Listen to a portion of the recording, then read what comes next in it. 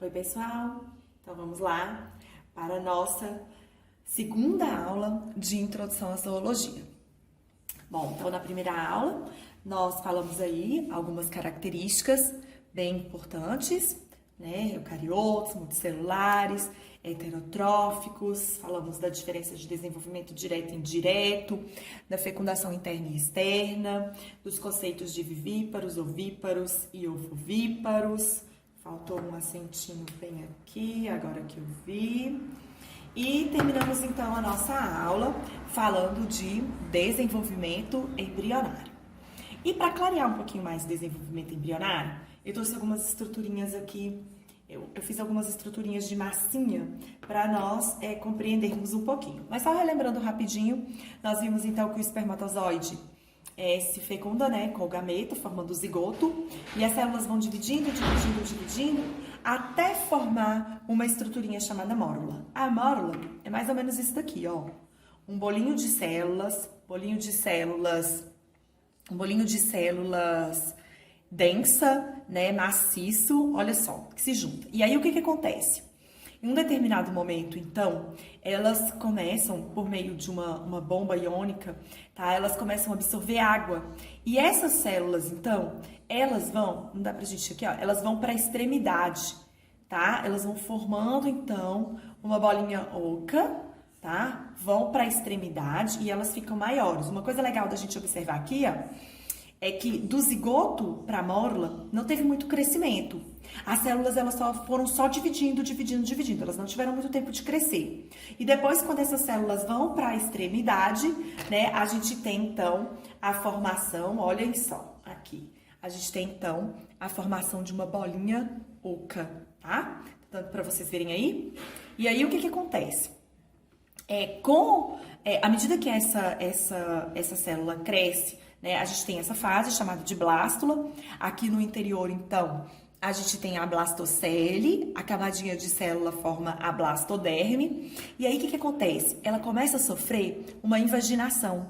É como se a gente fosse empurrando, assim, essa bolinha, ó. A gente fosse empurrando essa bolinha. E agora, o que eu vou fazer?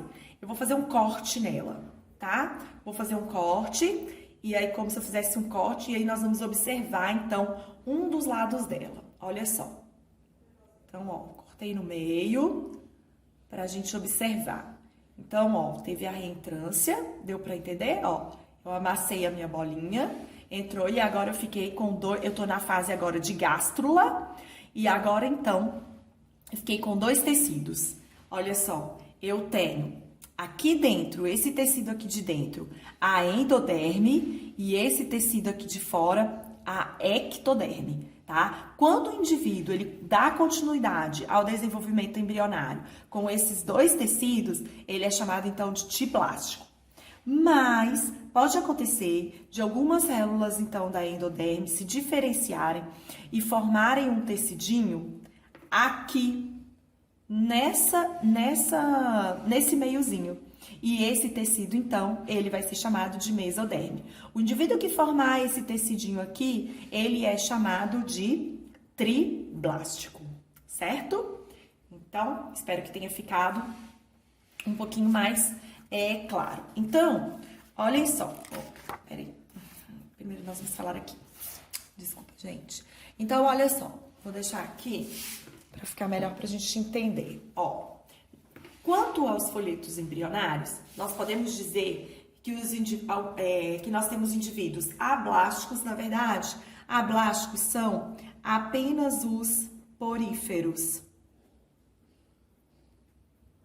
Nós vamos estudar os poríferos na nossa próxima aula e eles não têm folhetos embrionários.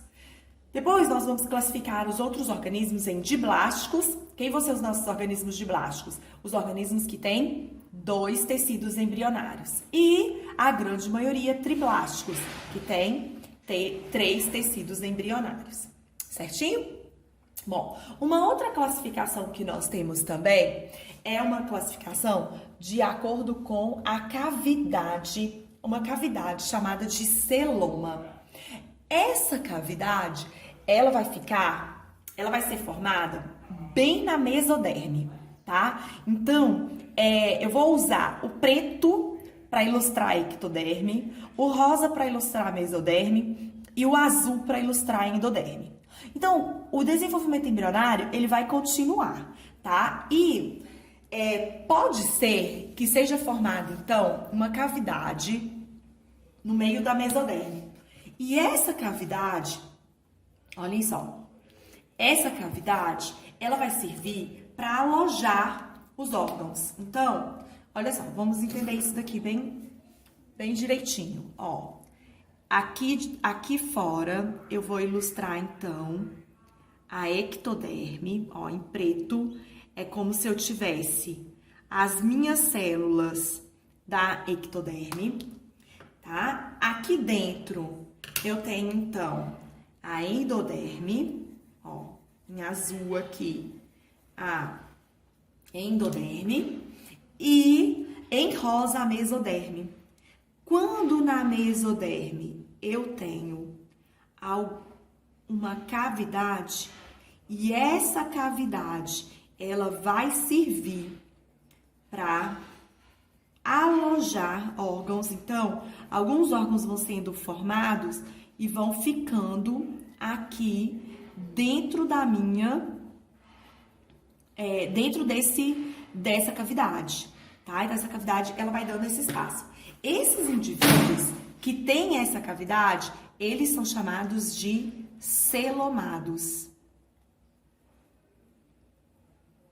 Então, o que é um indivíduo celomado? É um indivíduo que tem uma cavidade totalmente revestida pela mesoderme. Então, olha aqui a minha cavidade, tá? Eu tenho também indivíduos que têm essa cavidade, olha só. Então, aqui tá em pretinho a minha ectoderme, tá? Em pretinho a minha ectoderme. Lá no interior eu tenho a endoderme e aqui fora, ó, e aqui eu tenho a mesoderme. Olha só. E a cavidade dessa vez, ela vai estar, preste atenção aqui, ó. A cavidade dessa vez, o celoma, vai estar, olha aqui a cavidade, ela vai estar entre a endoderme e a mesoderme. Os indivíduos que têm essa cavidade entre a endoderme e a mesoderme, eles são chamados de pseudocelomados. Pseudocelomados. E nós temos ainda, ó, eu tenho aqui então a ectoderme, eu tenho aqui dentro, peraí, eu tenho abaixo da ectoderme, eu tenho a mesoderme, então olha só, eu tenho a mesoderme, e aqui no meio eu tenho a endoderme. Os indivíduos que a mesoderme é toda fechada, eles são chamados de acelomados. Olha só, então eu tenho aqui fora, em pretinho, eu tenho a ectoderme, em rosa eu tenho a mesoderme e em azul eu tenho a endoderme. Quando na mesoderme eu tenho uma cavidade e a cavidade está toda revestida pela mesoderme, o indivíduo é chamado de celomado. Quando somente uma porção da cavidade é revestida pela mesoderme e a outra pela endoderme, pseudocelomados. E quando a mesoderme é toda fechadinha, olha aqui a mesoderme, ó, toda fechadinha, esse indivíduo ele é acelomado. Então, a gente só vai usar essa classificação para indivíduos triblásticos. Por quê? Porque eu preciso da mesoderme para essa característica. O indivíduo diblástico é acelomado? Não. Que é acelomado? É o indivíduo que não tem cavidade na mesoderme. O indivíduo diblástico, ele não tem mesoderme, certo? Então, nós só vamos ter essa classificação para indivíduo triblástico. Então, muito cuidado. Todo indivíduo celomado, acelomado ou pseudocelomado é triblástico, tá? Então, não se esqueçam disso. Eu só tenho celoma em indivíduos triblásticos, certinho? Então, continuando. Nós já falamos também dos conceitos de protostômio e deuterostômio. E vamos voltar aqui para a gente ver esse conceito de novo. Então, nessa estrutura, esse buraquinho aqui é chamado de blastóporo. Olha ele aqui de novo, ó. Olha só. Vamos imaginar que a minha estruturinha tá toda fechada. Esse orifíciozinho aqui que formou aqui embaixo, tá? Essa portinha aqui, essa portinha aqui, ó.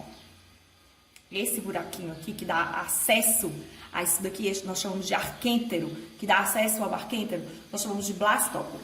Quando o blastóporo, ele dá origem à boca e posteriormente ao ânus é formado no indivíduo, nós chamamos esse indivíduo de protostômio. Então tá aqui. Prots, primeiro, ostômio, boca. Então, primeiro a boca, posteriormente o ânus é formado nesse indivíduo. Ou também esse indivíduo pode ser deuterostômio, deute posterior, deute depois. Então, ostômio, boca, depois a boca, o ânus é formado nesse indivíduo antes da boca, certo? Então, tá aqui esse conceito, nós começamos a falar dele na nossa primeira aula. Bom, os organismos, eles podem ser divididos também em assimétricos, com simetria radial e com simetria bilateral. Então, olhem só aqui comigo. Indivíduo assimétrico, eu não consigo pegar esse indivíduo, estabelecer um eixo nele e dividi-lo em partes iguais, como vocês estão vendo aí na ilustração. Já um indivíduo com simetria radial... Eita, gente, tá tendo uma obra aqui perto da minha casa. Vocês estão ouvindo, né? Pois é, meu estúdio não tá muito legal, né? Olha só. Então, a simetria radial é como se eu pegasse esse indivíduo, ó, partisse. Ó, olha só, usando aqui os brinquedinhos da Maria Júlia. Olha só, então eu parto, tá? Olha só, vocês podem ver aí no desenho também. Eu consigo fatiar em várias partes iguais. E bilateral. O indivíduo bilateral, eu posso traçar também, olha só, um corte nele e eu vou ter duas porções iguais, tá? Então, se vocês acompanharem no desenho, vocês vão compreender também melhor. Sistema digestório. Sistema digestório do indivíduo, ele pode ser classificado como completo ou incompleto. Quando é que eu tenho um sistema digestório completo? Sistema digestório completo é quando nós temos boca e ânus, tá? Então, eu tenho um orifício de entrada do alimento e depois tenho um orifício para a saída das fezes. E sistema digestório incompleto é quando nós temos apenas a boca. E a gente vai compreender isto depois, tá bom? Na nossa próxima aula a gente já vai começar a compreender isso daí. A respiração. A respiração, ela pode ser cutânea, traqueal, branquial ou pulmonar. Acompanhe aí comigo na imagem. A respiração, ela é cutânea quando a troca gasosa é feita pela pele, tá? Então, ela ocorre por difusão na pele. Traqueal são tubos que ficam próximo à boca e a troca gasosa ela vai ocorrer ali. Branquial, por meio das brânquias, podem olhar as fotos aí também. E pulmonar, mais precisamente lá nos alvéolos pulmonares, no pulmão, as trocas gasosas vão ocorrer. E a circulação, ela também pode ser classificada como circulação aberta ou como circulação fechada. Vocês podem também observar na foto comigo. Na circulação aberta, A gente tem um sistema circulatório que não tem sangue, o líquido que circula é chamado de linfa.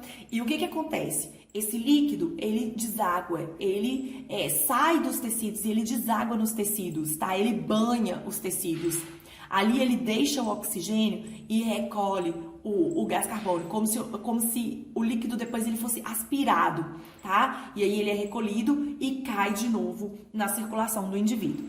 E a nossa circulação, que é uma circulação fechada. O que acontece na nossa circulação?